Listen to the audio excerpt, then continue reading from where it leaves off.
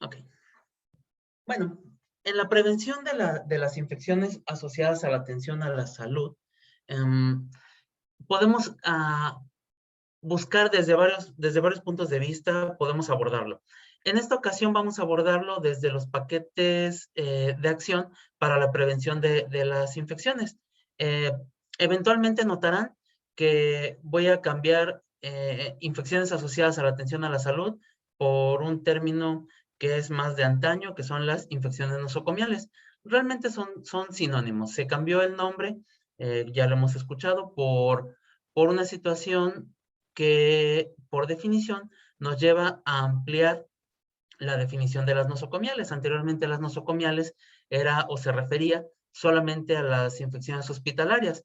Actualmente, con el cambio de definición, cambio de nombre, ampliamos y ahora se refiere a todas las infecciones que pudieran estar involucradas cuando hacemos o damos una atención a la salud de los pacientes. ¿A dónde voy con esto? Bueno, que ya no se limita única y exclusivamente al ámbito hospitalario, a tercer nivel, a segundo nivel, sino también las atenciones que damos en primer nivel de atención.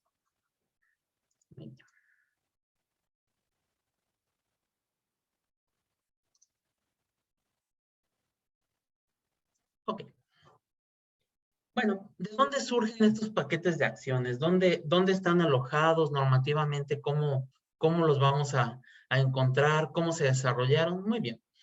Bueno, en el modelo de seguridad del paciente, observamos que tenemos varios puntos por cubrir cuando queremos tener una atención segura en el hospital. Estas atenciones seguras se basan en modelos que ya están preestablecidos y que en México los regula el Consejo de Salubridad General. Es el que emite estos lineamientos para el modelo de seguridad del paciente. En este modelo tenemos varios puntos. Uno de los en los que más vamos a trabajar son los sistemas críticos. ¿Por qué vamos a hacer esto o por qué vamos a estar trabajando en los sistemas críticos? Bueno, porque por definición y como lo dice, los sistemas críticos son sistemas que en caso de que fallen pueden llevar a consecuencias graves. En las empresas privadas, en las empresas que no se dedican a la salud, también tienen estos sistemas críticos. Y las empresas los vigilan porque una falla en este sistema crítico los puede llevar a pérdidas de su producción, a pérdidas económicas, incluso al quiebre o al cierre de su empresa. Bueno, si nosotros eso lo extrapolamos a la atención de la salud, nosotros podemos observar que no será tanto que tengamos pérdidas económicas, que sí repercute en pérdidas económicas, pero aquí lo más importante va a ser que tiene repercusión en la salud de los pacientes. ¿De cuáles pacientes? De los nuestros. Y que incluso a veces no solo en la salud de los pacientes, sino también en la salud de algunos compañeros de trabajo, de algunos colaboradores nuestros.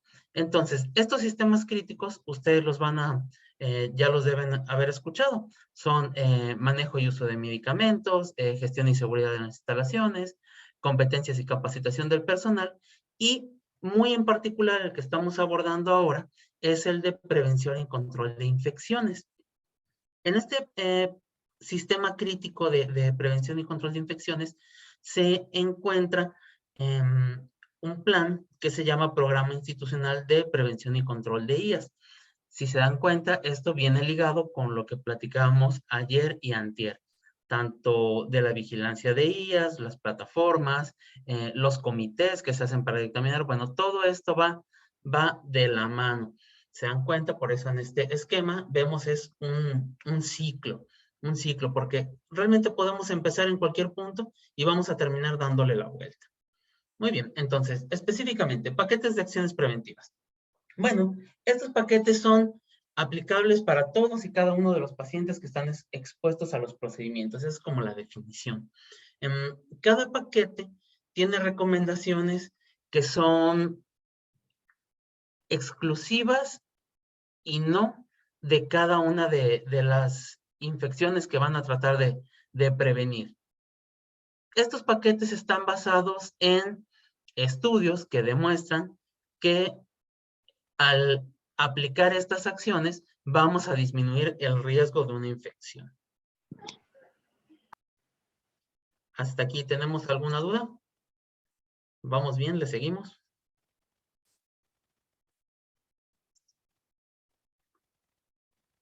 Pues no digo objeción, vamos a seguir.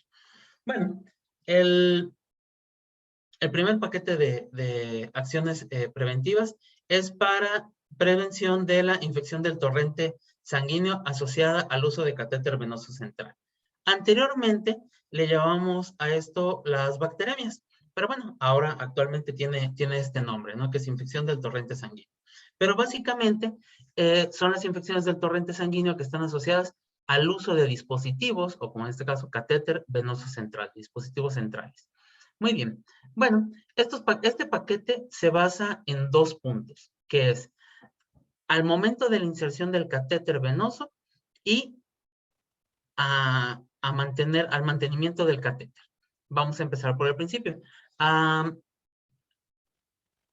momento de la inserción del catéter venoso, tenemos un punto crítico. Aquí es donde hay que aplicar el paquete. Se van a dar cuenta conforme vayamos avanzando que todos los paquetes están diseñados para atacar o incidir en los puntos críticos. ¿Qué es el punto crítico? Bueno, por definición, un punto crítico es el punto o el momento en el que se prestan las condiciones para que algo ocurra. En este caso, el punto crítico para que ocurra una infección del torrente sanguíneo asociada al uso del catéter venoso central, bueno, será el momento de la inserción del catéter. ¿Qué tenemos que hacer aquí entonces? Bueno, primero, este paquete o esta acción está diseñada para, o el objetivo es evitar la contaminación de la punta del catéter. Si nosotros evitamos que se contamine esa punta del catéter o incluso el catéter completo, vamos a disminuir el riesgo de que haya una infección. Entonces, ¿qué es lo primero que tenemos que hacer? Higiene de manos del personal que lo va a aplicar. Vamos a escuchar a lo largo, o hemos escuchado a lo largo de estas pláticas de IAS, que la higiene de manos es fundamental. Y empieza a sonar hasta repetitivo, pero aunque no lo crean, así es. El último tema del día de hoy es higiene de manos. Lo dejé al final del día de hoy a propósito. Vamos a hablar de ello más adelante. Bueno, posteriormente a la higiene de manos con técnica adecuada, de forma correcta, debemos aplicar técnica de barrera máxima. ¿Qué es esto de la técnica de barrera máxima? Son todas las acciones preventivas que hacemos cuando vamos a realizar un procedimiento o una tarea que sea aséptica, un procedimiento que involucre material estéril. ¿De qué se compone? Muy bien. ¿Recuerdan cuando entramos a quirófano y vamos a estar en una cirugía? Bueno, en ese momento que estamos en una cirugía, estamos utilizando técnica de barrera máxima. ¿Cómo es esto? Bueno, usamos ropa que no va contaminada, o sea, el uniforme quirúrgico. Llevamos una bata que va estéril, gorro. Idealmente deberíamos llevar gogles, cubrebocas, botas, guantes estériles. Todo esto previo a vestirnos, debemos realizar higiene de manos. Bueno, todas esas acciones, todo esto, esa ceremonia que hacemos para colocarnos el equipo de protección personal, anteriormente no había mucho material acerca de esto, o no había mucha difusión, material sí había, no había tanta difusión, pero bueno, ahora con COVID, gracias a COVID, hemos ayudado a que se difunda estos materiales del uso correcto del EPP.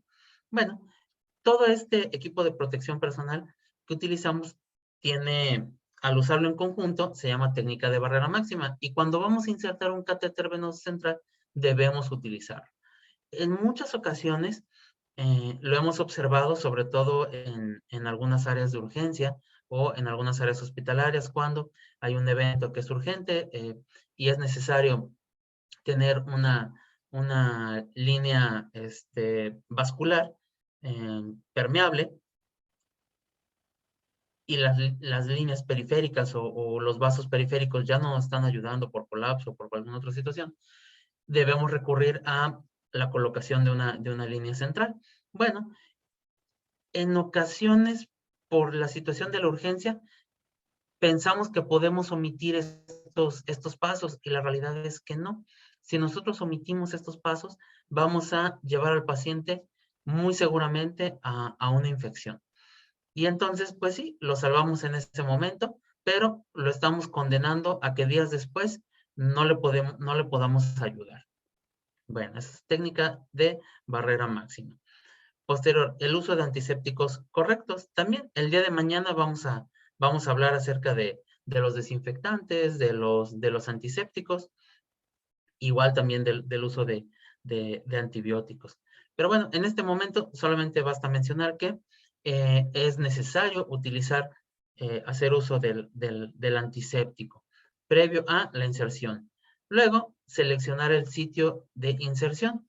¿Por qué? ¿Esto por qué será importante? Bueno, porque hemos observado, o se ha observado en la literatura, que los catéteres que son colocados en un lugar distinto al punto subclavio tienden a infectarse con mayor facilidad. Esto quiere decir, por ejemplo, en la yugular tienden a infectarse de forma más frecuente, igual más allá si son incluso desde punto femoral, ¿no? Entonces, la selección del sitio de inserción también es importante. Todas estas acciones van en el punto o en el momento de la inserción del catéter venoso central. Bueno, la segunda parte de este paquete tiene que ver con el mantenimiento del catéter venoso central. ¿Cuál será el punto que vamos aquí a tratar de evitar? Bueno, va a ser vamos a tratar de evitar la colonización de este catéter. Ya está colocado, ya está puesto, el paciente tiene un par de días con él, ahora debemos cuidarlo. ¿Cómo vamos a hacer esto? Bueno, primero que nada, revisión del estado del catéter. Se debe observar en buenas condiciones, el sitio de inserción sin datos de infección. Eso es lo que debemos estar revisando todos los días. Previo a manipularlo, la higiene de manos y desinfección de los puertos de inyección. Cada vez que vamos a hacer un cambio de la línea, cambio de medicamentos o eso, debemos hacer una higiene de manos y desinfectar el catéter, la parte que queda afuera del catéter. Esto para evitar que lo contaminemos y se colonice.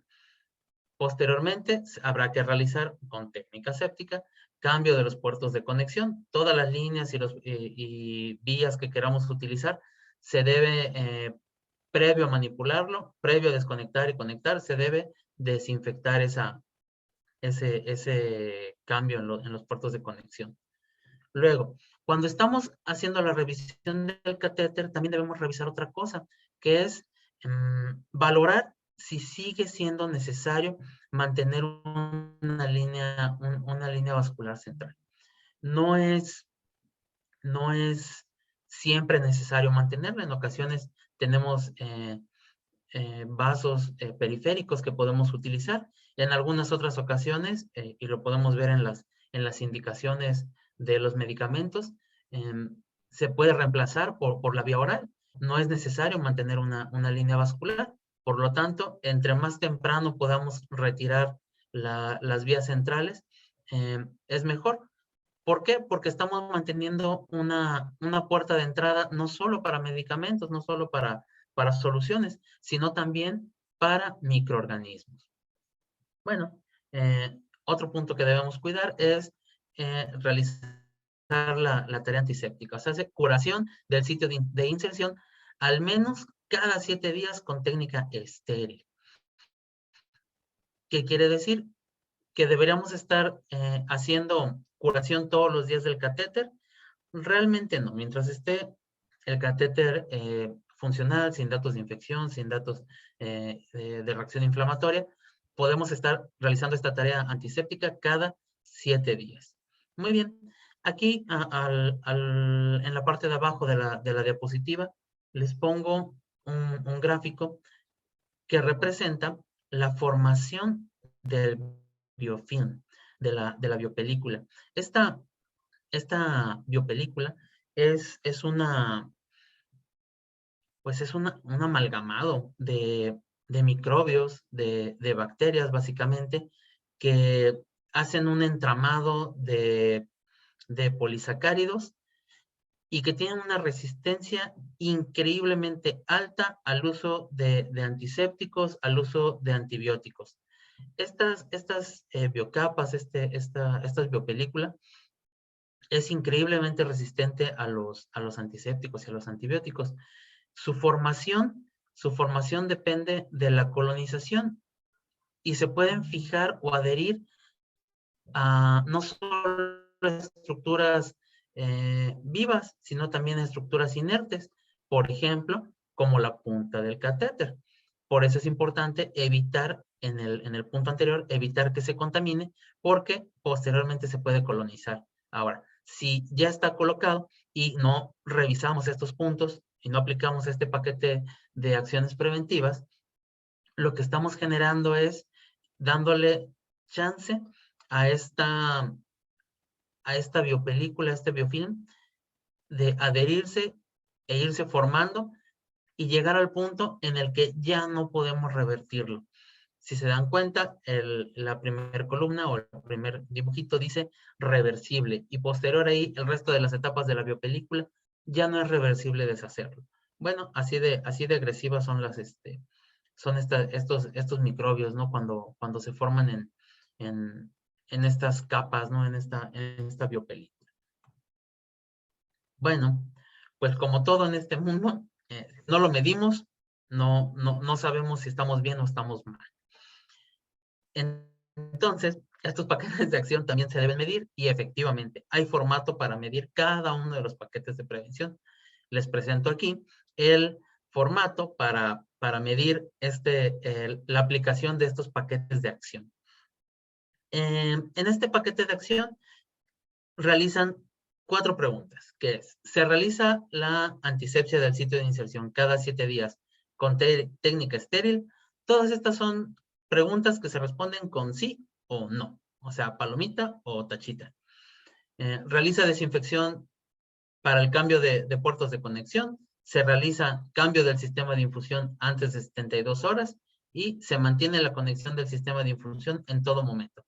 El mantener desconectado el sistema de infusión supone un riesgo para la infección.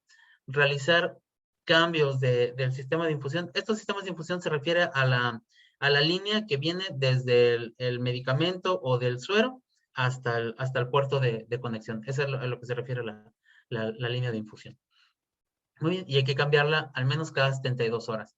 Ojo, no aplica aquí si estamos hablando por ejemplo, de nutrición parenteral. Esa se debe cambiar al término de la aplicación. Si estamos hablando también de paquetes globulares o de algún otro derivado sanguíneo, igual se debe cambiar al término del paso de esta unidad. El resto para los medicamentos y eso, algunos tienen algunas restricciones muy particulares, es raro. La mayoría podemos utilizar la misma vía y, como les digo, hasta por 72 horas, no más. Muy bien, vamos al que sigue, vamos a darle velocidad. Prevención de infección del sitio quirúrgico. Este paquete de acción nos ayuda a prevenir otra de las infecciones características o que más vigilamos en los hospitales, que es la infección de sitio quirúrgico. Bueno, se dan cuenta aquí vamos a dividirlo de manera diferente. Estas se dividen en acciones que se hacen previo al evento quirúrgico y otras que se hacen posterior o durante el evento quirúrgico. Previo al evento quirúrgico, vamos a tratar de reducir la flora o esas bacterias, esos microbios que viven ahí en nuestra piel y que pues están ahí, no son patógenos cuando están en una cantidad regular o normal. Si estos se incrementa su número, puede llevar a una infección o al haber una solución de la continuidad de la piel, como va a suceder en el caso de un evento quirúrgico, porque vamos a hacer una herida adrede, ¿no? Pues es parte del procedimiento. Bueno, entonces aquí vamos a tratar de reducir la flora. Número 1, primera acción es evitar rasurar, no rasurar la zona que vamos a lesionar, o la zona que vamos a abrir para entrar al evento quirúrgico.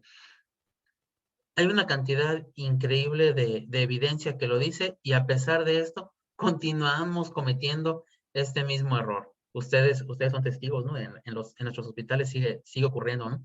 ¿Qué podemos hacer en este caso? Bueno, hay que sustituir esa medida de rasurar por los paquetes, o el paquete dice así, utilizar cortadora eléctrica de vello o de cabello. No en todas las unidades tenemos, creo que no sé si tengamos en alguna incluso, pero están las siempre confiables tijeras. Esa es la manera correcta para retirar el exceso de vello, el exceso de cabello cuando vamos a realizar un evento quirúrgico. Posterior, el uso de antibiótico profiláctico. Ojo aquí, mañana vamos a hablar del uso de los antibióticos, del uso medido, pero les adelanto. Un antibiótico usado de manera profiláctica no es un esquema de 7 días, y mucho menos posterior al evento. Los esquemas profilácticos se usan antes y cuando mucho durante el evento quirúrgico, no después, no posterior. Eso ya no es profiláctico, eso ya es con fines curativos, ¿no?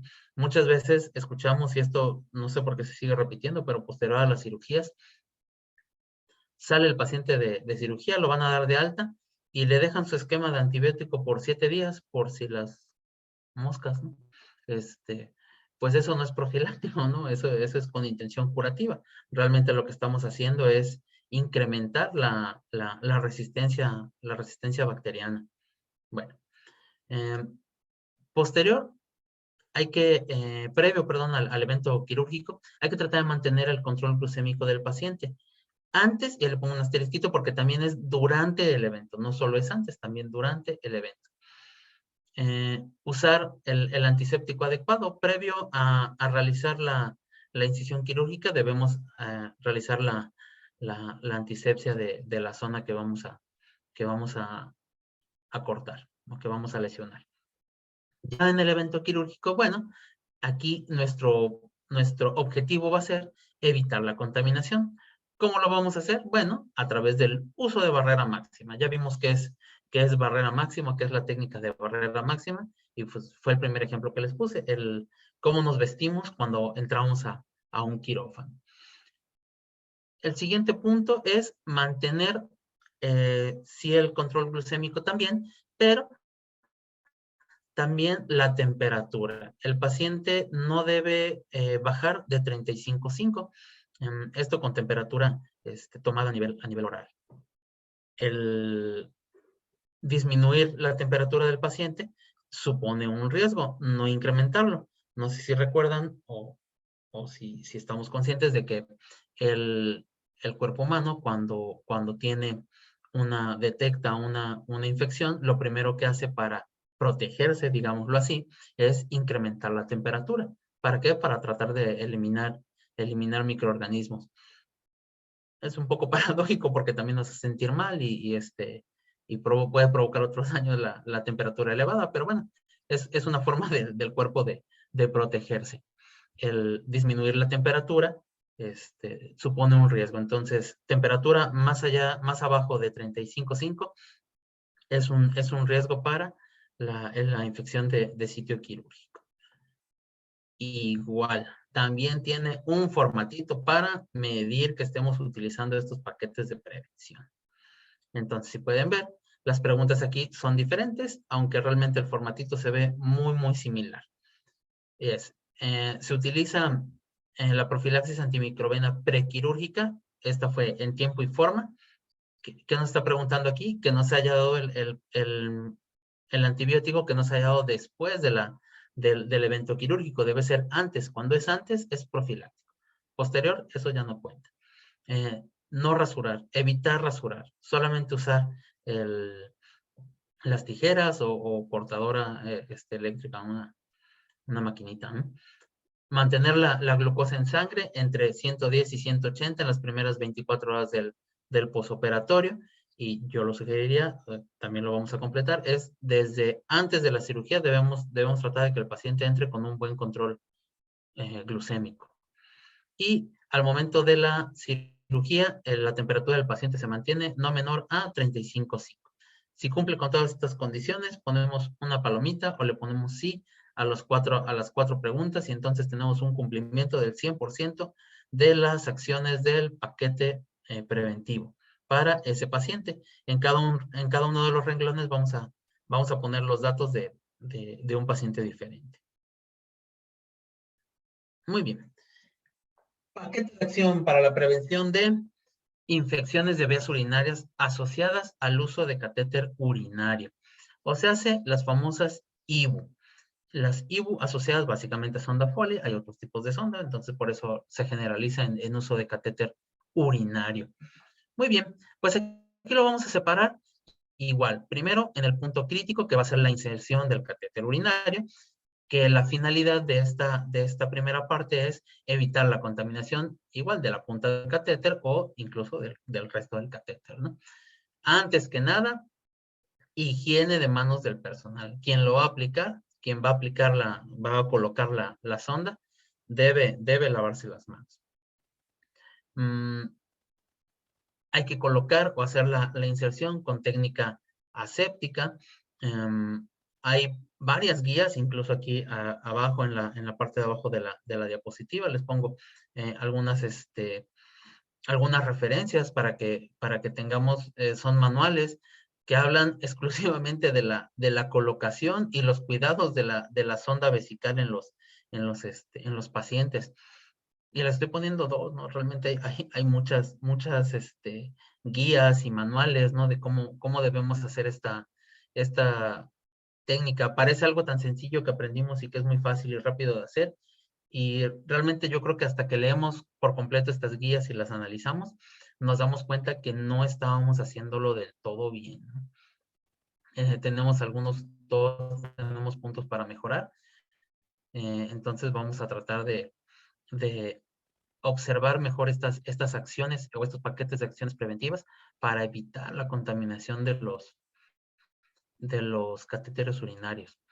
Bueno, al momento de insertarlo se debe hacer con técnica aséptica. Es necesario limpiar, de preferencia que el paciente se debe bañar, o si no es esto posible porque estemos hospitalizado o debamos colocar la sonda, bueno, en ese momento habrá que lavar con agua y jabón, debería ser suficiente. Podemos utilizar algún antiséptico, no es muy recomendable. Con el uso de agua y jabón debe ser más que suficiente. Eso más la técnica aséptica.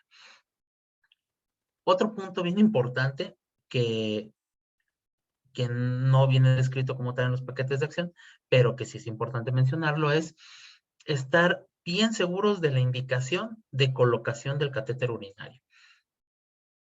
Si vamos a usarlo para cuantificar orina, híjole, yo creo que la diuresis la podemos cuantificar de otras maneras. No creo que sea necesario introducir un dispositivo, ¿no? Para poder tener una medición de la diuresis, ¿no? Realmente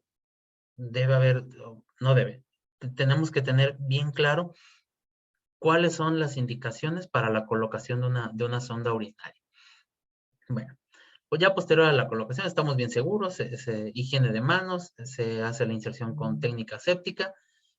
Hay que hacer la fijación del catéter urinario. Ahí les pongo un asterisquito porque, aunque no lo crean, la fijación del catéter urinario es diferente por edad y pues por sexo. Aquí les pongo una captura de pantalla, que es esta que dice 1.3.5, dice fijación.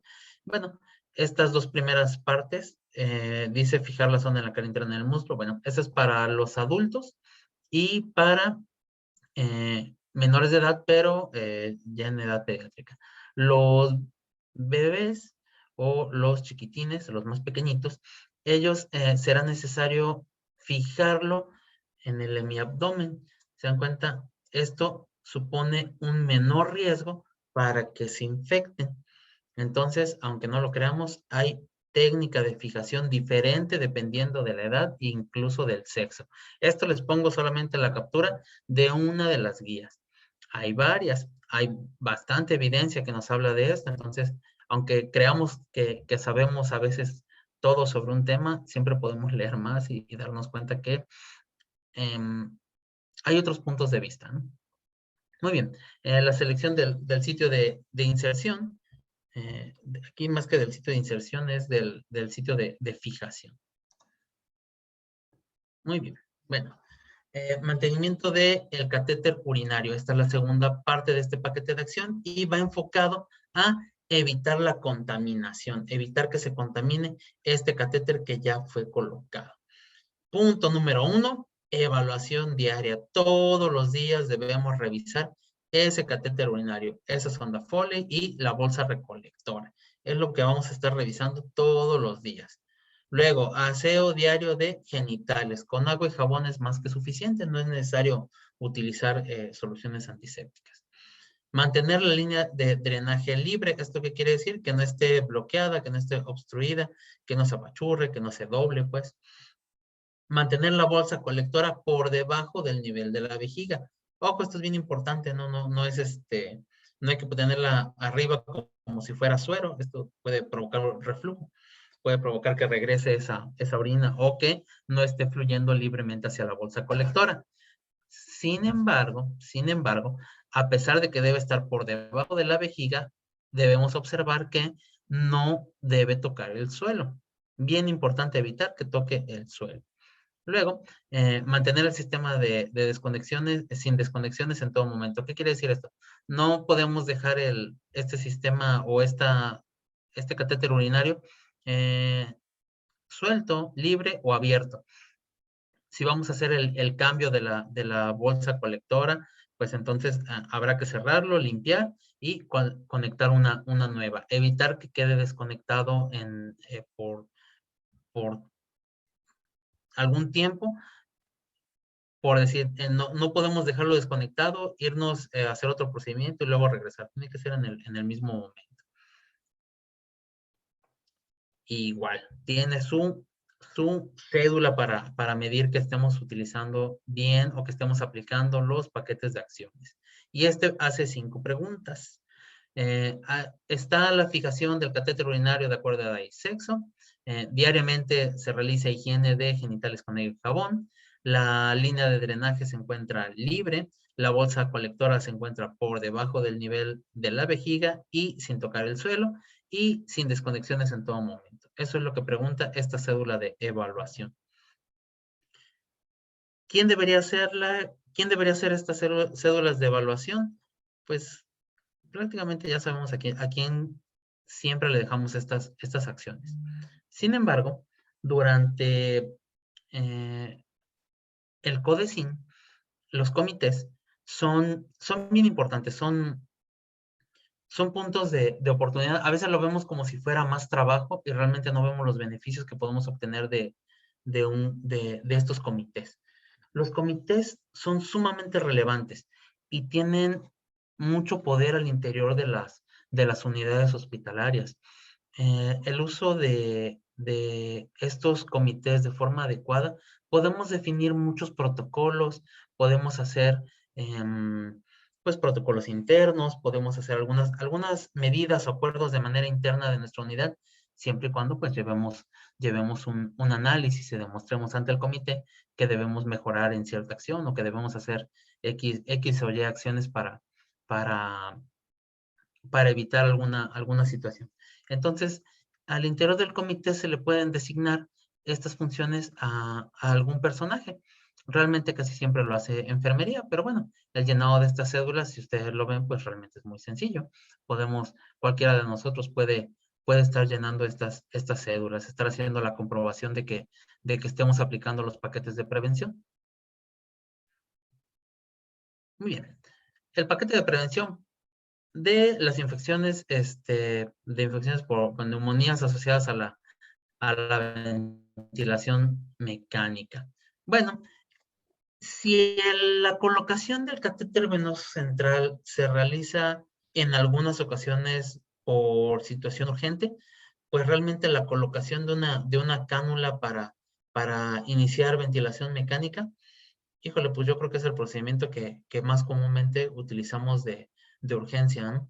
Por lo tanto, aquí, eh, más que fijarnos o dividirlo en el punto de la inserción o el momento de la inserción de la cánula y el mantenimiento de la cánula, solamente se enfoca este paquete preventivo al mantenimiento de la cánula. Entonces, ¿qué vamos a evitar o cuál va a ser el punto que vamos a tratar de evitar? Bueno, es evitar la contaminación de la cánula. Primero que nada, y repetitivamente, ya se la saben, higiene de manos del personal. Es lo primerito que debemos tener en cuenta en este paquete de prevención. Después, elevar la cabecera entre 30 y 45 grados en pacientes adultos y 10 y 15 grados en pacientes neonatos. ¿Por qué tiene este rango? ¿Por qué tiene este margen y no es exactamente uno? Bueno, hay un poco de controversia en cuanto a cuál es el grado correcto. Todas las bibliografías que se han revisado, que hemos revisado, dicen que el mantener al paciente sin elevación efectivamente supone un riesgo. El punto de controversia es los grados de inclinación. Cuando hacemos estos estudios para saber a cuántos grados o cuál sería el punto de corte, aquí es donde empiezan los sesgos y donde empiezan estos, pues estos errores del análisis, ¿no? Donde empezamos a ver que no hay diferencias entre un grupo y otro. Entonces, bueno, se queda así y el paquete realmente así viene. Hay que elevar la cabecera del paciente entre 30 y 45 grados para los adultos y 10 a 15 grados en los pacientitos neonatos. Bueno, siguiente. Es necesario inflar el globo de fijación, entre 20 hasta 30 centímetros de agua, que es el equivalente a 18 a 22 milímetros de mercurio. Esto, las cánulas que tienen globo, no todas lo tienen. Las cánulas que sí lo tienen, bueno, habrá que llenarlos a esta presión con una finalidad que tenga, bueno, con varias. Uno, que esté fijo la cánula, que no se salga, que no se vaya a extubar el paciente por error, por jalarse, por lo que sea, que no se vaya a extubar. Otra función que tiene este globo es sellar. Con esto me refiero a evitar que las secreciones que están en la boca, que si hay reflujo o alguna otra estación, bueno, que esto entra a la vía aérea. También para eso nos ayuda el globo.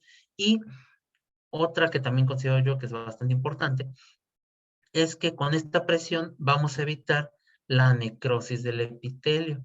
Dice, ¿podemos inflar más ese globo? Sí, claro que sí se puede. ¿Y sellará mejor? Por supuesto que va a sellar mejor. Lo malo es que vamos a necrosar el epitelio de la tráquea y eso no nos conviene, pues, ¿no? Entonces, por eso es necesario mantener esa presión ahí en el globo. Muy bien. Todos los días hay que hacer la evaluación de la sedación y la probable extubación. Al igual que los dispositivos anteriores, que el catéter venoso central y que la sonda urinaria o el catéter urinario, debemos estar pensando que el mantener un dispositivo invasivo puede y es un riesgo para que se infecte. Por lo tanto, entre más pronto lo podamos retirar, debemos pensar en retirar. Bueno, el aseo oral. La mayoría de las guías hablan acerca de la clorexidina. Eso es bien cierto. Y vamos a decir, bueno, es que no hay clorexidina. Entonces, bueno, yo lo sé bien, que no hay clorexidina en todas las unidades. Pero no es la única forma de hacer el aseo oral. Igual con solución fisiológica, también se puede hacer este aseo oral y tiene una eficacia similar. Entonces, no es pretexto para no realizar el aseo de la cavidad oral a los pacientitos que están intubados. Luego, el drenaje de secreciones endotraqueales. Esta ya no la sabemos. Yo creo que, híjole, me están grabando, pero ni modo. El moco asesino, ¿no? Es nuestro enemigo en la intubación, ¿no? Pacientitos intubados, ¿no? Todo lo sabemos y lo conocemos bien, ¿no? Entonces, el drenaje de estas secreciones endotraqueales es bien importante, ¿no? Bien importante para evitar no solo este ente maligno, ¿no? Sino también evitamos que se acumulen estas secreciones y con lo mismo evitamos las infecciones asociadas a la atención a la salud. Luego, este punto que sigue es bien interesante porque debemos usar o vigilar el uso de la humedad, tanto activa como pasiva. Esto es bien controversial, cuál es mejor y cuál podría ayudar. Bueno, la humedad activa requiere de dispositivos que no siempre tenemos. La pasiva, pues, también de cierta forma, pero son diferentes. No vamos a entrar en detalles en este momento. Bueno, y posterior y último punto, la profilaxis de la úlcera péptica y de trombosis profunda. Debemos estar vigilando que se cuente con estas acciones en los pacientitos que están intubados. Igual tiene su cédula de evaluación. ¿Qué mide esta cédula? Bueno, posición de la cama de 30 a 45 grados. Para los adultos, si es neonato, deben ser de 10 a 15. Evaluación diaria de la sedación. Todos los días debemos estar evaluando que no haya riesgo de que el paciente salga de la sedación, que haya fallos de la sedación. Aspiración de secreciones endotraqueales, igual se está realizando o no se está realizando. Evaluación diaria ante la posibilidad de destete. Todo el tiempo debemos estar pensando si ya es posible retirar la ventilación mecánica. Bueno, realizar cepillado y enjuagues también debe ser todos los días y vigilar el uso de humedad activa y pasiva. Hasta aquí, ¿tenemos alguna duda? ¿Tenemos algún comentario?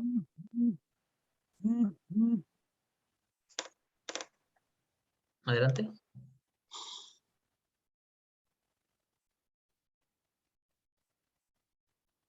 Ok, ¿no? Continuamos. Muy bien. Bueno, vamos a entrar al siguiente tema, que son las precauciones estándar y por mecanismo de transmisión. Bueno, ¿qué son estas de las precauciones estándar? Muy bien. Las precauciones estándar son medidas universales que se utilizan o que se deben utilizar en todos los pacientitos durante cualquier atención que tengamos hacia ellos. Básicamente están diseñadas para cuidar de pacientes que están hospitalizados, evitar que los infectemos. Pero no solo están diseñadas para evitar que el paciente sea el que se infecte, sino también el personal de salud, que el personal de salud no se lleve nada a casita y no se lleve nada para sí mismo. Para eso están diseñadas estas precauciones estándar y los mecanismos los aislamientos por mecanismo de transmisión. Bueno, aquí les vuelvo a insistir en la técnica de barrera máxima. Pues como ya se los mencioné hace rato, pues es el conjunto, ¿no?, de procedimientos que engloban todo lo que podemos hacer para protegernos, que va desde el uso de jabón antiséptico, uso de gorro, cubrebocas, bata, guantes, realizar antisepsia de la piel, colocación de campos estériles, en fin, todo esto con la finalidad de tener la máxima barrera entre nosotros y el paciente. Con esto vamos a evitar de manera, pues de la mejor manera, la contaminación, ya sea del paciente o de nosotros mismos. Muy bien, precauciones estándar. Estas tarjetitas, cualquiera que ha ido a los hospitales, pues las ha visto, las conoce, ¿no? A veces pensamos que estas tarjetitas son como acumulables, ¿no? Y que le podemos poner varias tarjetitas al mismo paciente. Y no necesariamente es así. Ahorita van a ver que muchas de estas acciones, pues realmente son acumulativas. O sea, simplemente vamos a ir incrementando la cantidad de medidas para evitar la propagación de microorganismos. Y esto más que nada se debe a los mecanismos de transmisión, no tanto al tipo de paciente que tengamos. En algunas ocasiones sí, y más adelante les voy a explicar cómo funciona esto. Bueno, precauciones estándar. Estas son para todo mundo. ¿Qué incluye? Bueno, debemos hacer la higiene de manos. Esto es frecuente. Debemos usar una bata para todo procedimiento que genere salpicaduras. ¿Esto con qué finalidad? Bueno, de evitar llevarnos en la ropa esto si nos salpicamos, ¿no? El uso de mascarilla de mascarilla, que es el cubrebocas, o lentes, ahora de moda las caretas, ¿no? Bueno, ¿en qué punto vamos a ocupar esto? Cuando vayamos igual a hacer procedimientos que tengan salpicaduras o que generen aerosoles.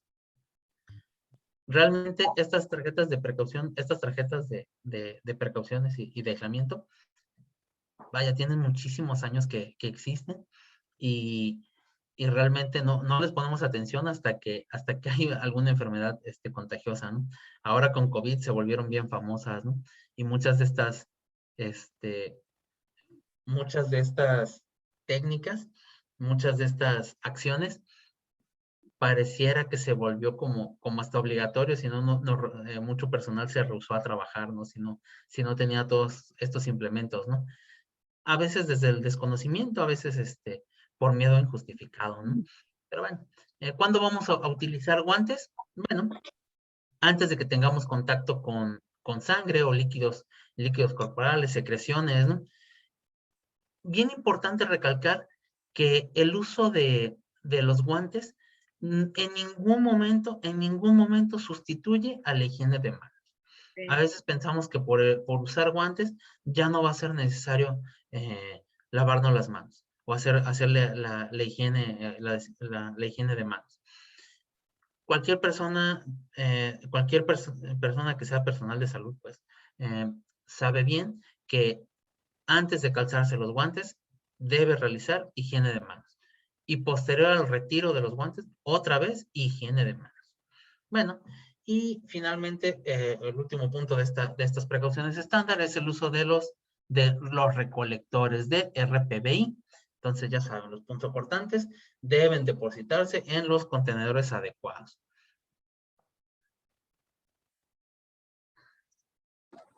Muy bien.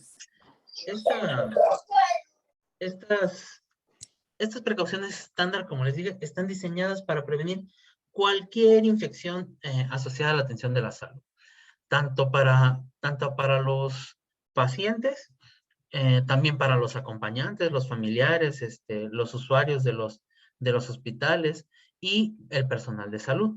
Eh, toda persona que ingresa a un hospital o al ambiente hospitalario, ya sea para visitar a algún familiar o como paciente, se les debe dar estas charlas, estas pláticas informativas sobre cómo debe lavarse las manos, a qué áreas puede entrar, a qué áreas no puede entrar.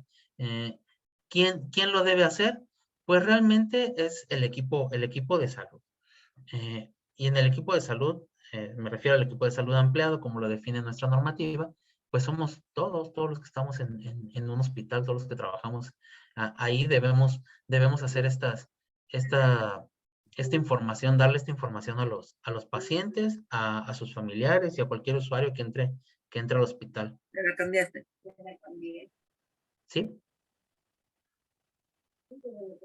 ¿Hay alguna duda por ahí? ¿No? Bueno, continuamos. Si hay alguna duda, pueden levantar su mano, me pueden interrumpir, no hay ningún problema. Nada más no me vayan a rayar mi pantalla. Es broma. Muy bien. Precauciones por contacto. Las precauciones por contacto, si dan cuenta, esta es una tarjetita ahora de color amarillo.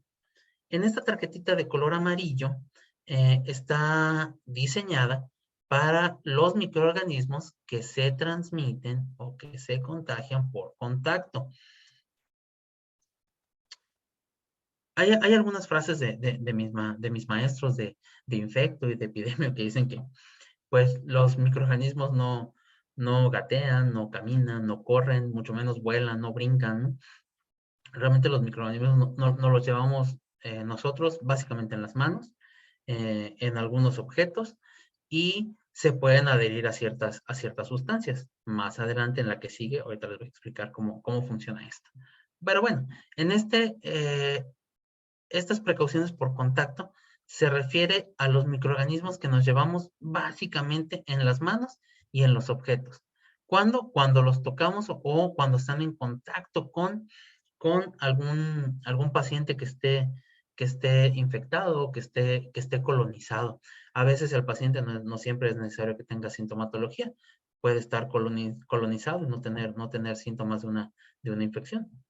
Pero bueno, aún así tiene el microorganismo y puede transmitirlo. Entonces, siempre que veamos estas tarjetitas de precaución, debemos hacer hincapié en las técnicas y los modos para entrar. Entonces, a todos los visitantes de los hospitales, siempre debemos indicarles que previo a que entren a ver a su familiar, primero deben reportarse, dice aquí en la tarjeta, ¿no? A la central de enfermeras, ¿no? A veces, pues yo entiendo que por el trabajo y demás, la carga de trabajo, estamos agobiados y pensamos que ya no es necesario porque pues el paciente ha venido varias veces, entonces ya debería saberlo, ¿no? Y realmente no siempre es así, ¿no? Realmente no tenemos por qué suponer que alguien ya lo sabe. Incluso algunos de nosotros hasta hace cierto tiempo no sabíamos algunas de estas medidas y no por eso debían suponer los demás que ya debemos conocerlas, ¿no? Parte de este curso pues tiene esa intención.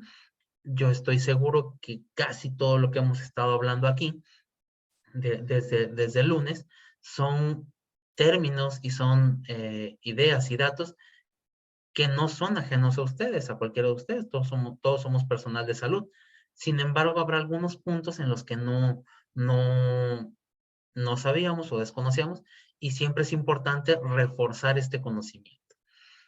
En ese mismo tenor, bueno, pues con los pacientes, con mayor razón vamos a estarles informando.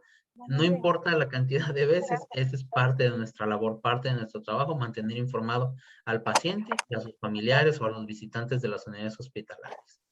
Bueno, ¿qué incluye estas acciones en las precauciones por contacto? Igual que la anterior, lavar las manos antes y después de usar los guantes, ya se los había adelantado. Luego, usar guantes antes del contacto con sangre, líquidos corporales, sobre todo en pacientes que están infectados con microorganismos de fácil diseminación y sobre todo si son resistentes. El uso de mascarilla y gorro, incluida la bata, si vamos a realizar algún procedimiento que pueda generar salpicaduras. Y también cuando vamos a hacer algún procedimiento que sea invasivo. Si ya lo vimos, por ejemplo, como en el momento de colocar un catéter, pues ya vimos que debemos utilizar técnica de barrera máxima. Bueno, ¿para qué está diseñado esta cita? Bueno, pues el objetivo de estas precauciones es evitar el contacto con sangre, líquidos corporales e incluso con el paciente y con su ambiente del paciente, o sea, con los objetos que están en la habitación del paciente. Porque con esto vamos a evitar la transmisión, sobre todo de microorganismos que sean resistentes. Eso es lo que más nos golpea en los hospitales.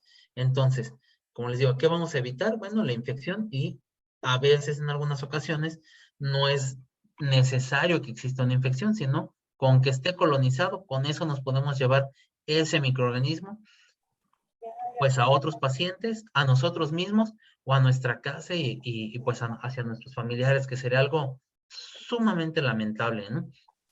Que por culpa de nosotros y de nuestra mala técnica, nos estemos llevando algún microorganismo a casita, ¿no? Yo creo que ahora con COVID quedó bien claro, ¿no? Cómo sí entendemos cómo nos llevamos esos microorganismos a casa, ¿no? ¿Cuántas historias conocemos de compañeros, ¿no? que antes de llegar a su casa, los desvestían y los bañaban para permitirles el ingreso a casa, ¿no? Los zapatos que se quedaron en la puerta y al otro día ya no estaban ahí, se los robaban, ¿no? En fin, hay un montón de historias de estas, ¿no? Entonces, sí somos bien conscientes que los microorganismos están ahí y que nos los podemos llevar a casa. Pero estas precauciones, estas tarjetitas de precaución están diseñadas para eso, justamente para evitar esas situaciones, ¿no? Evitar que nos estemos llevando microorganismos, como les digo, no solo a las habitaciones de junto o a los pacientes de junto, sino incluso a casita. Entonces, vamos a darle un poco más de valor a estas tarjetitas que todos vemos ahí en los hospitales y nadie le hacemos caso, ¿no? Vamos a hacer hincapié en que sí son importantes, ¿no? Bueno, básicamente vamos a evitar el contacto directo de piel del paciente, o sea, ya sea de las manos del personal a la piel del paciente, con el contacto indirecto a través de el equipo hospitalario, como son, por ejemplo, como el estetoscopio y demás. Cuando tenemos un pacientito que tiene un aislamiento por contacto, debemos tener en esa habitación un estetoscopio para ese paciente. Fíjense nada más qué cosa, ¿no? A veces no tenemos ni siquiera un estetoscopio para cada personal, ¿no? De salud. Y bueno, pues realmente aquí cuando hablamos de estas situaciones del contagio y de la colonización de microorganismos y que es a través del contacto directo, pues entonces, o indirecto en este caso, pues nos damos cuenta que es bien importante, ¿no? Tener la infraestructura hospitalaria y tener los insumos adecuados, suficientes, para evitar justamente estas infecciones, ¿no? Bueno, ¿para qué tipo de infecciones se utilizan? Bueno, en algunas ocasiones pueden ser gastrointestinales, respiratorias, cutáneas o de heridas. La colonización o cuando hay colonización por bacterias multiresistentes. Si recuerdan, al inicio les comenté, esta está diseñada para microorganismos acorde a su mecanismo de transmisión. No es propiamente por el tipo de infección, sino por el tipo de microorganismo que tiene el paciente. Entonces, aquí abajo, pues vienen algunos ejemplos, ¿no? Por ejemplo, algunos de los que conocemos bastante bien en los hospitales, ¿no? Pues es la famosa Pseudomonas, Acinetobacter, las Klebsielas, el Staphylococcus aureus. Es algo bien, pero bien terrible. En este caso, los dos últimos, pues si se dan cuenta, son microorganismos pues ya resistentes, ¿no? Muy bien, vamos a la que sigue, que es precauciones por gotas. Mecanismo de transmisión por gotas. Bueno, en esta tarjetita de aislamiento, básicamente se incrementa un poquito más las medidas que estábamos utilizando. Punto número 1, lavar las manos antes y después del contacto con el paciente.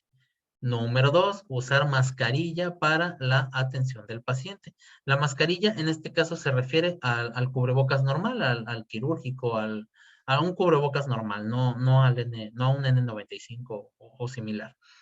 Uso de guantes y bata antes del contacto con las secreciones de vías respiratorias. Entonces, si se dan cuenta, dice, bueno, ¿y entonces aquí qué está cambiando? Bueno, aquí lo que está cambiando es que antes de entrar a la habitación del paciente, antes de entrar con estos pacientitos, ya debemos tener colocado la mascarilla y antes de entrar y hacer tener contacto con el ambiente del paciente, ya debemos utilizar una bata. La bata no es necesario que sea impermeable, es preferible, pero no es estrictamente necesario. Las batas desechables, impermeables, pues son muy efectivas porque no pasa el microorganismo por transficción, sino a diferencia de las batas quirúrgicas, que son, no sé, de tela o las batas que normalmente utilizamos en el hospital. Sí es preferible, pero no es a fuerza. O sea, no se requiere de bata desechable. Muy bien. Estas medidas o esta precaución por gotas está diseñada para los microorganismos que se transmiten por esas pequeñas gotitas que salen de la nariz y de la boca cuando estamos respirando, cuando hablamos y sobre todo cuando tosemos o cuando estornudamos. Ahí es cuando sale una gran cantidad de gotitas de saliva que miden arriba de las 5 micras. Estas gotitas, bien conocidas por todos, se llaman gotitas de flush. Estas gotitas llegan a volar alrededor de metro y medio. Dice la OMS que de 1 metro, las guías mexicanas o las guías que nosotros tenemos dicen que es 1 metro y medio. Yo casi siempre les recomiendo seguir esta pauta y mantenerse a distancia de 1 metro y medio. Estas gotitas no quiere decir que el microorganismo está volando o logra volar hasta 1 metro y medio o más allá de 1 metro. Estos microorganismos, la capacidad que tienen es de adherirse a las gotitas y viajar a través de la gotita, o sea, viajar en la gotita de saliva. Las gotitas de saliva, hay algunas más pequeñas, pero el inconveniente es que estos microorganismos no sobreviven a la desecación de la gotita de saliva. Entonces, conforme se va desecando en el aire, estos microorganismos se mueren.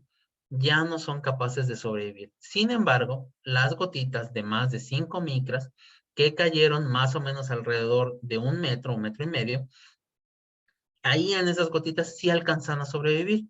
Y entonces estos microorganismos, por eso nosotros mencionamos así, que se pueden transmitir por gotas. Aquí tienen algunos de los ejemplos, ahí abajo pueden ver en el cuadrito verde, ¿no?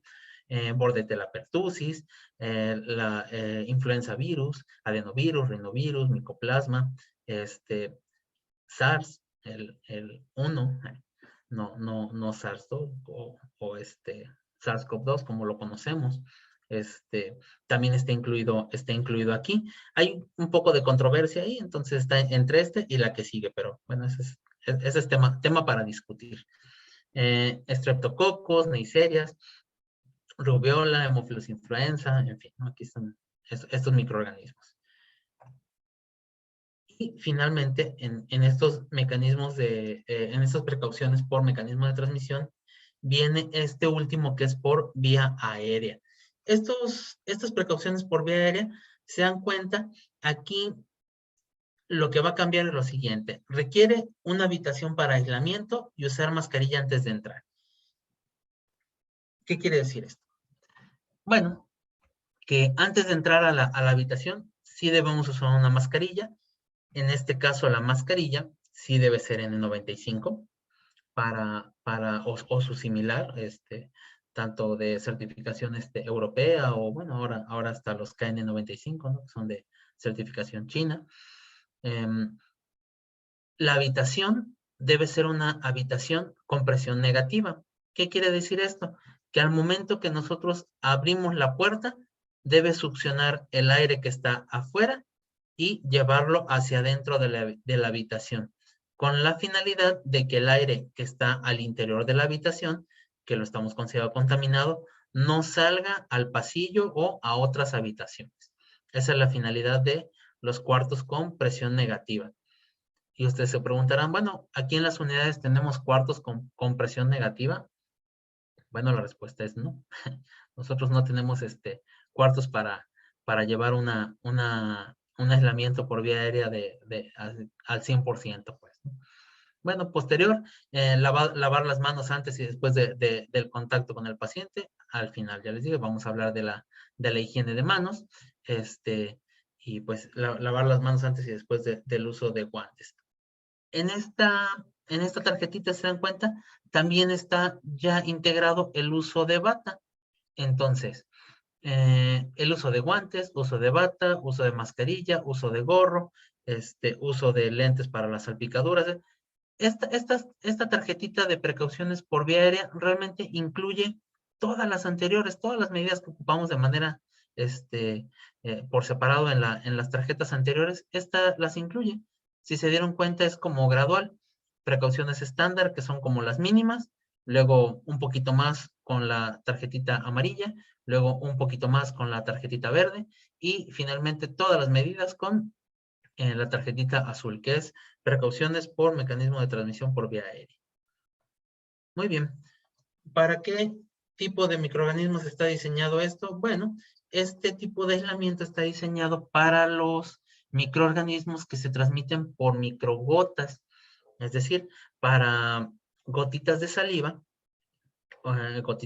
que miden menos de 5 micras.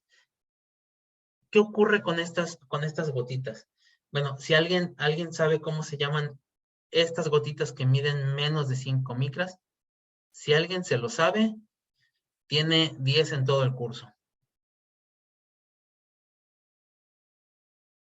¿Alguien que quiera participar? Doctor, ¿son las gotitas de Fluye? Las gotitas de Flush son las gotitas que miden más de 5, entre 5 y 10 micras, que eran las anteriores. ¿Cómo se llaman las que miden menos de 5 micras? Ese es punto directo para el examen final. No, los estoy molestando. Es algo muy técnico. Se llaman partículas de Wells. Wells. Eso dije yo. Oh, no lo escuché. Wells. Ajá, Ay, partículas ya de Wells. ven. Muy bien. Tengo 10. Punto extra para la doctora María. Muy bien. Las partículas de Wells, o estas gotitas que miden menos de 5 micras, tienen la característica que se pueden quedar suspendidas en el aire. Ya no caen, no tienen el peso suficiente como para caer. Eventualmente caerán o eventualmente se evaporarán, pero pueden volar más allá más allá de metro y medio. Pueden incluso, como les digo, quedarse suspendidas, irse a los ductos de aire. Si la corriente de aire es suficiente, se pueden ir volando muy, muy lejos, ¿no? Entonces, estos microorganismos que ustedes ven aquí abajo son microorganismos que pueden sobrevivir a la desecación de las partículas o de las gotitas de saliva. Y como bien lo saben, o como ya lo dije, pues pueden volar muy, muy lejos. Entonces, para estos microorganismos, sí es necesario utilizar N95. Y si se dan cuenta, ahí abajo vemos algunos microorganismos a los cuales ni siquiera les tenemos miedo. Sarampión, varicela, lo vemos cada año y yo no los veo con tanto miedo, ¿no? Tuberculosis. Tuberculosis es eh, el agente infeccioso que más personas ha matado a lo largo de la historia. Pero como no es tan rápida y como no es así tan llamativa, pues entonces no le hacemos mucho caso. Pero realmente tuberculosis se contagia por vía aérea, por partículas de Wells. Igual los aspergillus, igual algunos coronavirus, ¿no? Y algunos virus de influenza. Me preguntaron, bueno, ¿pero por qué estaba en la anterior y por qué en esta? Les dije que era controversial. Entonces, aquí en estos casos, ustedes bien saben que los microorganismos mutan, sobre todo los virus. Y para hablar de mutaciones en los virus, que pues creo que influenza se pinta solo. Tiene pequeñas variaciones o pequeñas mutaciones y mutaciones más grandes, que son o más importantes, que son las que llegan a ser pandemias, ¿no? En esta ocasión, ahora con COVID, pues le ganó la mutación COVID y pues ahora COVID hizo pandemia, ¿no? Eventualmente supongo que influenza se va a desquitar y reclamará su trono en las pandemias, ¿no? Tocamos madera, esperemos que no sea pronto eso. Muy bien, entonces se dan cuenta, estas precauciones por vía aérea es como las precauciones por mecanismo de transmisión, como de las más completas, ¿no? Muy bien. Ahora, ¿existen otros mecanismos o otras tarjetas de colores? Sí, estas son las 4 estándar o las 4 básicas, ¿no? Que es la roja para precauciones estándar, amarilla para precauciones por contacto, verde para gotas, y azul para microgotas o para vía aérea. Pero existen otras tarjetitas de aislamiento. Estas tarjetitas son, vamos a llamarle, precauciones especiales. En estas tarjetitas de precauciones especiales ya no están tan estandarizadas. Hay algunas y cada hospital o cada región puede elaborar las suyas. Yo conozco algunas, por ejemplo, en En algunos hospitales de aquí del instituto se utilizan tarjetitas de color gris para los pacientitos, para los pacientes quemados. Los pacientes que tienen quemaduras en un pabellón de quemados, se debe utilizar aislamiento, pero este aislamiento es diferente. Aquí en este aislamiento lo que vamos a hacer es un aislamiento inverso. ¿A qué me refiero con esto? Bueno, aquí el paciente no está contagiado, no es el foco de infección, como lo vimos en los anteriores, que cada color de tarjeta era dependiendo del microorganismo que tenía y de su mecanismo de transmisión. En esta ocasión, o para este tipo de pacientes que están quemados, lo que estamos haciendo es al revés. Vamos a evitar llevarles un microorganismo que nosotros podamos estar colonizados o que para nosotros no esté provocando una infección, pero que a un paciente con una solución de la continuidad de la piel tan importante como una quemadura de un área extensa, pues donde le caiga un microorganismo, pues lo es casi segurito que lo va a infectar. Entonces, en este tipo de aislamiento que es inverso, algunos hospitales lo definen así, como tarjetitas de color gris. Otros pacientitos que también solemos tener la precaución o el cuidado son en los pacientitos con inmunocompromiso. Les platico, el CECAN, el Centro Estatal de Cancerología, que está ubicado en Jalapa, Veracruz, ese hospital atiende pues puros pacientes oncológicos. Muchos de estos pacientes, pues propio de las quimios, suelen tener neutropenias graves, no un descenso leve, ¿no? O sea, neutropenias graves. Esos pacientitos tienen igual que tener un aislamiento inverso. En este caso no son quemados, ellos pues por condiciones propias de su sistema inmunológico, originado por los medicamentos que están utilizando o que se les están dando, pues tienen que tener esta precaución del aislamiento inverso. En el CECAN, ellos utilizan una tarjeta color morado para esta precaución especial, para este aislamiento inverso en las neutropenias. Y así podemos encontrar otros. Por ejemplo, en algunos hospitales tienen tarjetitas de color naranja para los pacientes que tienen microorganismos que son multidrogoresistentes o que son resistentes a varios microorganismos, ¿no? Para bacterias BLE, para bacterias extremadamente resistentes, en fin, ¿no? Son como precauciones por contacto, pero plus, como con un extra, ¿no? Entonces, pues ellos hicieron en su comité, en su CODECIN, ellos hicieron esta revisión, demostraron que las precauciones por contacto no eran suficientes, agregaron algunas adicionales, hicieron en el comité, al interior del comité, este consenso en el que debían escoger el color, escogieron color anaranjado y pues crearon su tarjeta, y esa tarjeta pues es funcional para ellos. Por eso les digo, los comités no son solo la lata esta de irnos a reunir y ver que el epidemiólogo nos pase ahí sus gráficas y nos diga cómo vamos en infecciones, ¿no? Realmente un comité tiene mucho poder al interior de una unidad. Ya les pongo aquí un ejemplo, ¿no? De lo que se puede lograr al interior de un comité. Crear una tarjeta para precauciones especiales, ¿no? Ellos hicieron su protocolo interno y lo hicieron funcionar, ¿no? Entonces, ¿qué quiere decir? Pues si en otro hospital lo hicieron, nosotros también lo podemos hacer. Muy bien. Vamos al siguiente tema. Bueno, antes de entrar al siguiente tema, ¿alguien tiene alguna duda? ¿Tiene algún comentario? ¿Han escuchado acerca de otras tarjetas en otros colores? Cuéntenos.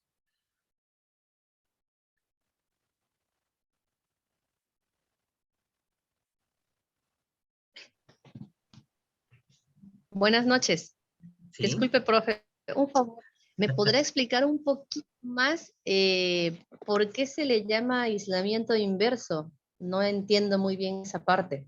Ok, muy buena pregunta. Bueno, el aislamiento inverso se refiere a que lo que estamos aislando no es el paciente. Lo que estamos aislando es al personal para evitar o a los visitantes, a cualquier persona que entre a la habitación del paciente, evitar que lleve un microorganismo y lo introduzca a la habitación. Por eso es aislamiento inverso. En los anteriores era al revés. El paciente es el que estaba infectado y lo que estábamos evitando es que el paciente infectado contamine, contagie, colonice a los visitantes, ya sea personal de salud, ya sea sus familiares. Con la tarjeta amarilla, verde, azul, estamos considerando que el paciente es el que tiene la infección y que no queremos que salga de ahí la infección. En el aislamiento inverso es al revés. El paciente no tiene infección. Lo que queremos es evitar llevarle un agente infeccioso. Por esto se llama aislamiento inverso, o a eso se refiere esta parte de que sea inverso. No sé si eso resuelve la duda o la hice más grande. Sí, sí quedó resuelta. Muy amable, gracias. Sí. Muy bien, ¿algún otro comentario? Bueno, si no, le seguimos y ya saben. ¿Sí? Adelante. Ahora Jesús Velasco está muy callado y él es de los que más aplica las tarjetas especiales, pero bueno, como comentario de las precauciones especiales, la tarjeta naranja de contacto extendido plus o tarjeta de contacto extendido o tarjeta de contacto plus, como bien lo decía, no solamente lo adoptaron en la UMAE en la que estuvo trabajando, sino que pues muchos siguieron ese ejemplo, como ya lo comentaba. Así que en ese sentido, pues lo que veían es que las UMAES finalmente son o atienden pacientes que están multiinvadidos, al mismo tiempo pacientes que están, al mismo tiempo pacientes que están con medicamentos que, pues, antibioticoterapias elevadas y que ya han pasado por muchos esquemas y lo que han tenido son muchas infestaciones o muchos brotes de una bacteria muy latosa que se genera que se transmite por contacto y que tiene la facilidad de que genera esporas y pues estas esporas nos llevan a que tengan infecciones gastrointestinales muy frecuentes. No sé si por ahí lo recordarán o los que están viviendo la plática lo sepan, pero precisamente a este tipo de bacterias, que si no lo saben, se les voy a dejar mi tarea, a este tipo de bacterias es necesario usar higiene de manos con agua y jabón y no así higiene de manos con alcohol gel, que ya en algún momento lo veremos con el doctor, el por qué, ¿no? Pero, o sea, es bien dicho esto. El Codecin sirve para ese análisis, para esa integración y para esa aplicación. Gracias. Buenas noches, Carlitos. Aquí ando. Es que ayer como me invocaste me sentí como un Pokémon. Si yo te invoco y no me sentí invocado. Perdón, sí, las tarjetas de las grises, pues en los inmunocomprometidos nosotros las manejamos mucho en los pacientes oncológicos. Y realmente es inverso únicamente por el término de hacia dónde va la dirección de la infección. Pero la técnica es la misma, la idea es aislar y delimitar. No hay una circunstancia específica, digo, para a lo mejor ampliar un poquito más la duda de la compañera. Pero bueno, aquí estamos, atentos, Carlitos. Saludos. Muy bien, eso, me agrada cuando tenemos participación, porque entonces siento que sí me están escuchando, que no se me están durmiendo. Igual, si ustedes quieren participar en algún momento, no se esperen hasta que yo les dé la palabra, pueden levantar la manita o pueden hablar y escucho y pueden hacer sus comentarios.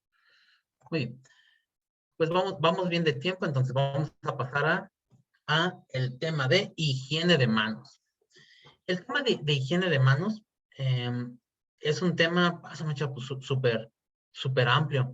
Parecería que solamente lo podemos reducir a los momentos en los que tenemos que hacer la higiene de manos y la técnica, ¿no? Y ya ahí podríamos terminar. Sin embargo, la higiene de manos puede ser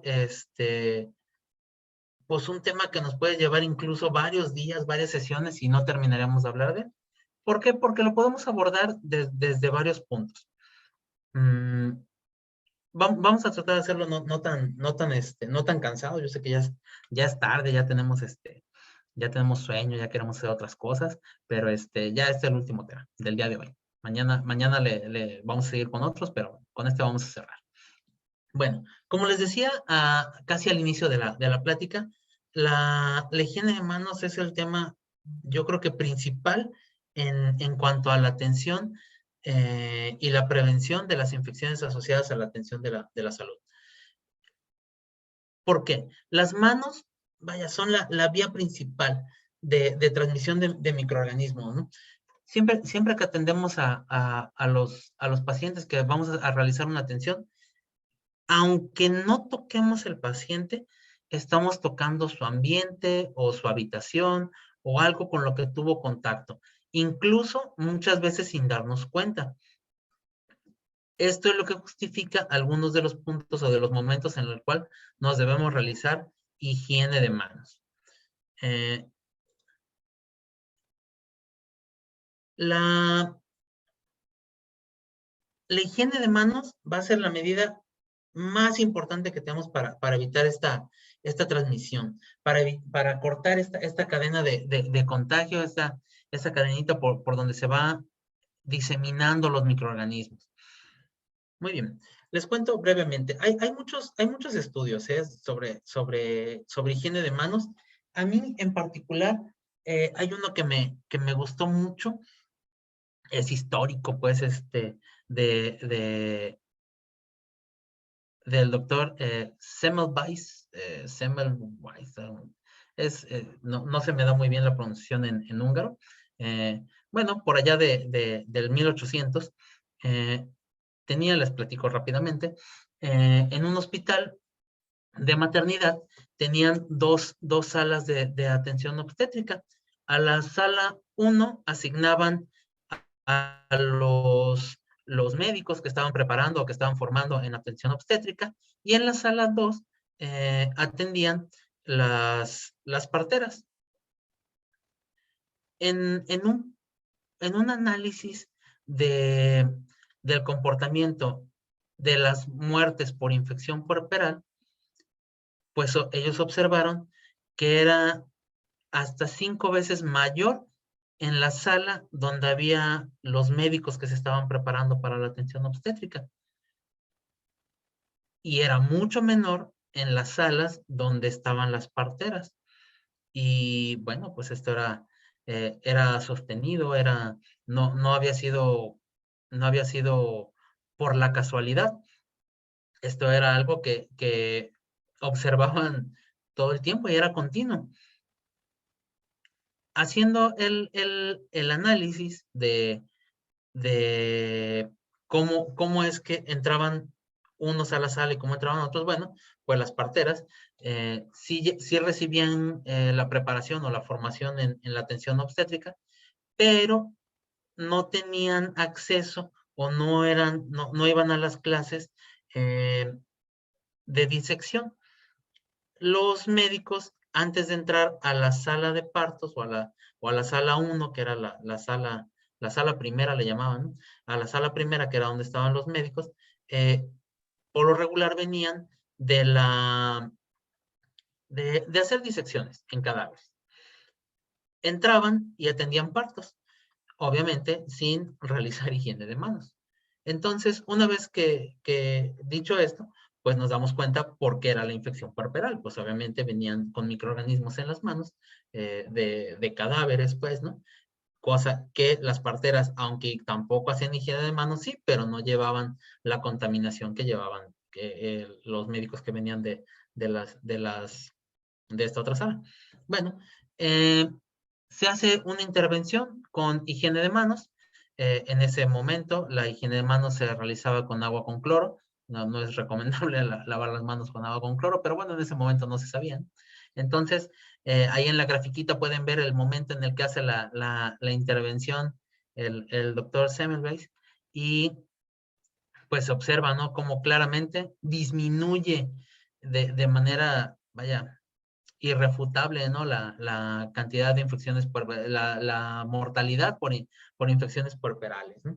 Entonces, pues digo, esto es algo histórico. Hay muchos artículos buenísimos, ¿no? Sobre la higiene de manos, y este es uno que a mí me gusta mucho, ¿no? Te los comento para que tengamos un poquito de contexto de la importancia de la higiene de manos. Muy bien. Bueno, entonces vamos aquí.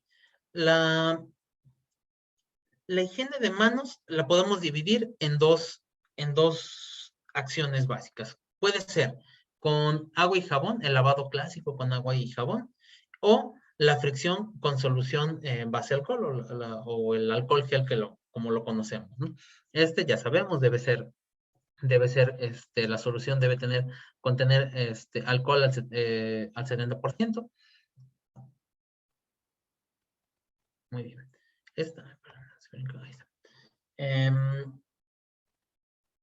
La técnica para ambos, bueno, viene descrita en esta diapositiva.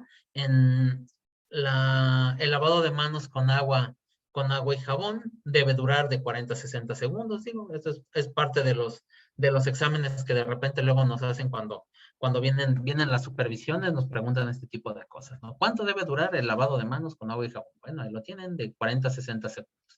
¿Cuánto debe durar la higiene de manos o el frotado con alcohol gel o con soluciones base alcohol? De 20 a 30 segundos. Yo creo que esta parte de las técnicas, hay muchísimos esquemas. No vamos a parar en cada uno de ellos. Yo creo que todos conocemos bien cómo es la técnica para la higiene de manos.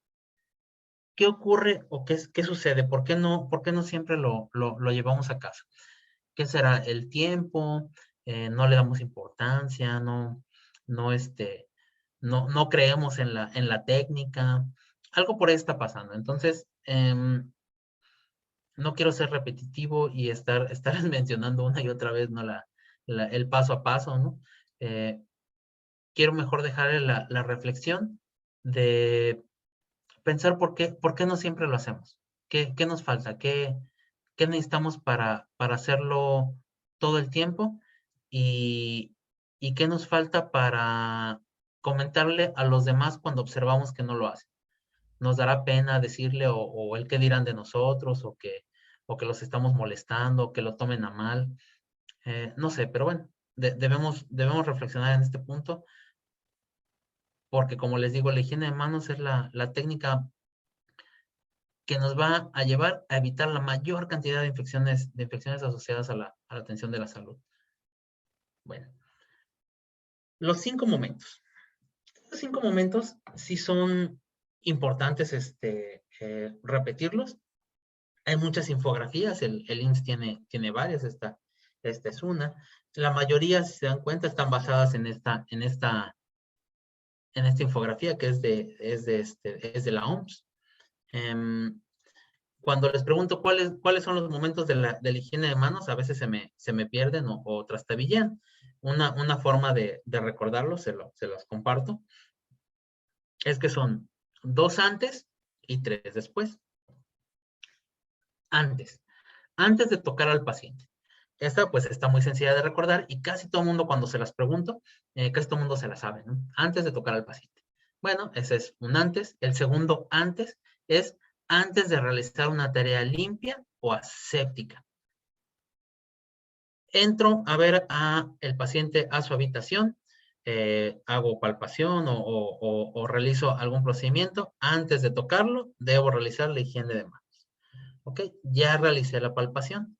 Ahora, necesito, no sé, obtener una muestra de sangre. Voy a hacer una tarea limpia séptica. ¿Qué creen? Otra vez me tengo que realizar higiene de manos.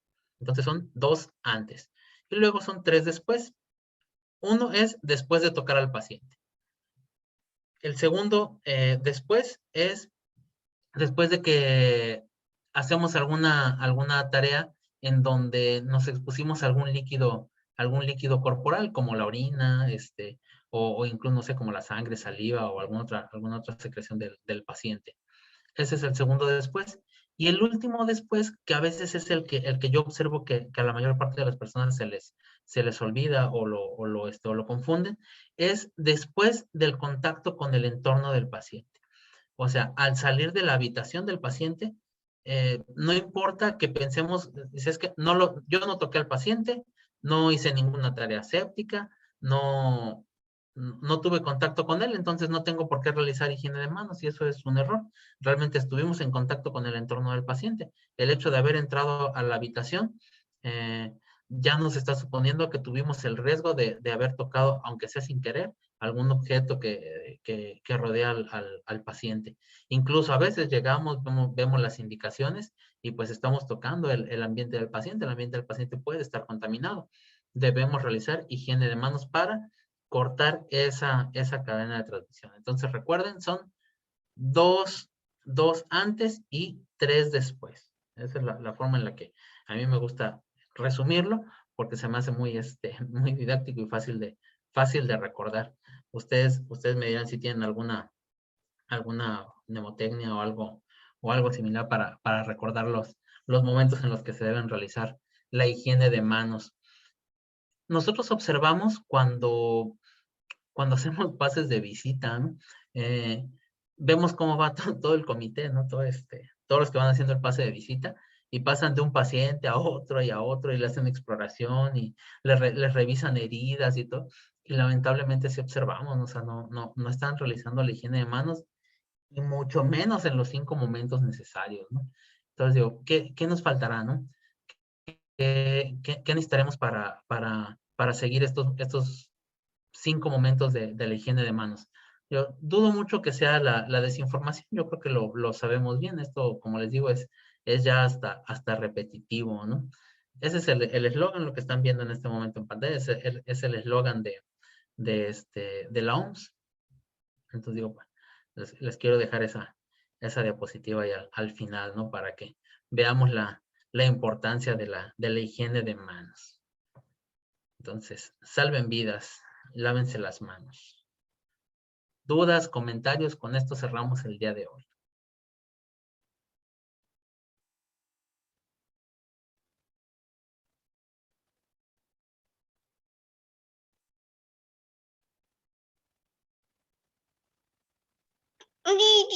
Bueno, doctor, ¿Sí, adelante? pues yo creo que si no hay preguntas, tú pregúntales, amigo. Estás en Muy todo bien. tu derecho como profesor. Y no me preguntes a mí, Canijo. el primero por el que iba yo a iniciar. Muy bien. Vamos a ver aquí. ¿Cómo funciona esto? Vi un video bien interesante que era, el último que prenda su cámara es el que le voy a preguntar. No, no es cierto. No, para nada. Muy bien, así sí funciona, ¿no? No, los comentarios son libres. Si tienen dudas, quieren hacer aportaciones, adelante. Marisela Morales, efectivamente, tenemos el programa institucional de higiene de manos. Si ustedes se dan cuenta, el programa institucional de higiene de manos está basado en el programa de la OMS. Realmente la OMS comparte con todo aquel que quiera descargar su material, incluso tiene las estrategias de cómo implementarlo, ¿no? Falta hacerlo, pues, o sea, llevarlo a cabo y ser más estrictos cada vez. Anteriormente, no sé si recordarán, previo a la aparición de COVID, era a veces un poco molesto no tener suficiente insumo, ¿no? A mí me tocó en muchas ocasiones batallar o estar batallando, ¿no? Para que nos consiguieran sanitas, para que nos consiguieran jabón. Ya no pedíamos tanto soluciones antisépticas, alcohol gel o algunas otras cosas, ¿no? Pero sí nos conformamos con que nos dieran los insumos para la higiene de manos, ¿no? Era increíble tener que estar haciendo oficios o batallando para que nos pusieran un lavabo, ¿no? En fin, ¿no? Pues a veces tienen que ocurrir estas crisis, ¿no? Para que nos demos cuenta de las cosas que nos faltan, ¿no? Y yo creo que COVID vino a demostrar eso, ¿no? Muchas carencias que teníamos y que, bueno, afortunadamente se han ido subsanando. Muy bien, pues algún comentario, los escucho. Bueno, lo que comentaba el día de ayer, doctor, al respecto de la lámina que les preguntaba que qué veían de similitudes, ¿no? Y las similitudes que se veían eran deficiencias. Deficiencia de insumos, deficiencia de gestión, deficiencia de... Espérame. Deficiencias de múltiples pues, cuestiones que estaban relacionadas con los brotes, que estaban relacionadas con las infecciones y que estaban relacionadas con precisamente entender y atender lo que es esta cuestión, ¿no? Yo tengo por ahí una duda que siempre me han preguntado y siempre contesto lo mismo. Entonces, quiero saber si realmente todos los que hacemos vigilancia epidemiológica opinamos igual o es relativo a otras áreas. Hace poco, o bueno, ya hace mucho, empezado del 2018 más o menos, me preguntaban que cuál era la diferencia entre el uso de alcohol gel y el uso de agua y jabón para las bacterias. Por eso les pregunto, por eso les decía hace rato que lo de las medidas de contacto plus. Entonces, no sé, doctor, si usted nos puede ayudar a resolver esa duda que para muchos se ha mantenido y que yo creo que algunos tienen, ¿no? Muy bien, vamos a empezar por preguntarle a los epidemiólogos que veo por aquí. Veo a la doctora Arlet. Doctora, participe, cuéntenos. Hola, Doc, buenas noches. Ahora sí me agarró desprevenida. Ándale, doctora, a ver, ya la caché. Vamos a ver. ¿Tenemos alguien más de epidemiología que quiera participar? Digo, no es necesario de epidemiología, yo se los pongo así como ejemplo. A ver, por aquí anda el doctor Lino.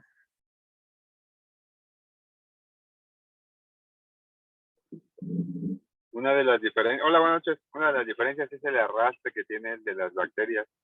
Con el lavado de manos, el jabón rompe la membrana filipídica de las bacterias o virus y mediante el agua facilita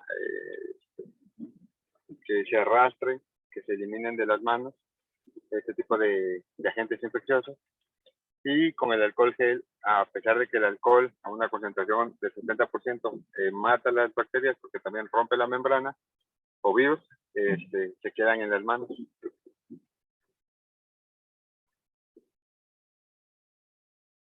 Muy bien, doctor. ¿Alguien más quiere participar? ¿Quiere comentar en esta pregunta? Vamos a ver el chat. Por aquí veo que tiene mensajitos. Dice, doctor, aparte del barrido y arrastre, el alcohol se mantiene como bacteriostático. Ok. Juan Manuel Castillo, efectivamente, protege más tiempo. Y Jesús, o sea, el lavado funciona como barrido y arrastre, a eso me refiero. Ok, muy bien. Bueno, efectivamente, el jabón, el agua y jabón, el jabón tiene la particularidad de saponificar los lípidos. Entonces, todo microorganismo que tenga lípidos en su parte externa, en su parte exterior, pues obviamente pasará a ser destruido. Y además, el arrastre que tiene. El alcohol actúa diferente. El alcohol desnaturaliza las proteínas. Justamente en estos puentes de disulfuro que tienen las proteínas, no sé si recordarán, los patólogos deben, si hay algún patólogo por aquí me va a corregir, pero el mantener una pieza que van a observar en alcohol, la fija por un tiempo, pero realmente ya no es viable. O sea, ya no puede llevar sus funciones a cabo porque fueron sustituidos estos puentes de disulfuro. El formol, por ejemplo, es más estable para esto. Por eso las piezas de patología se mantienen en formol. Para la higiene de manos ocupamos alcohol. También tiene su característica y su ventaja. La destrucción se hace así, a través de la desnaturalización de las proteínas. A menos que el doctor Carlos Rincón me quiera hacer algún comentario o corregirme. Creo que esa es la respuesta.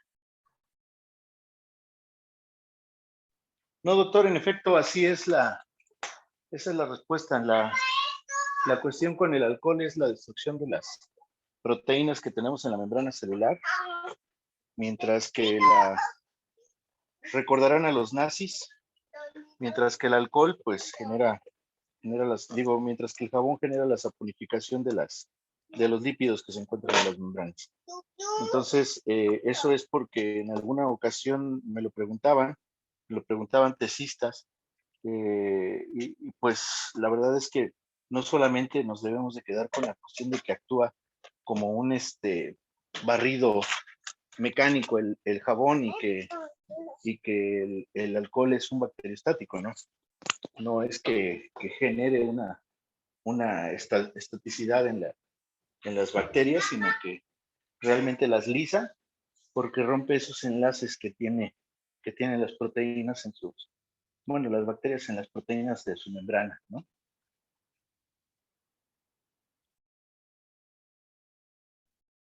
Muy bien, pues si no tenemos más preguntas y comentarios, pues por mi parte eso sería todo.